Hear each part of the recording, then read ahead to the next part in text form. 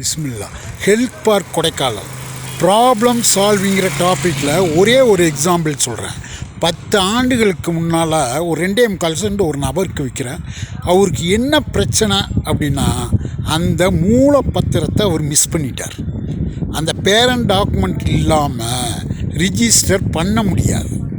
So அவர் என்ன பண்ணுறாருன்னா, அவர் ஒரு ஹோட்டலில் வேலை செய்கிறாரு. அவருக்கு டைமில் இதை உங்கள்கிட்ட தான் வாங்கினேன், நீங்கள் தான் விற்று காசு ஆக்கணும்னு சொல்லி என்கிட்ட சரண்டர் ஆகுறார்.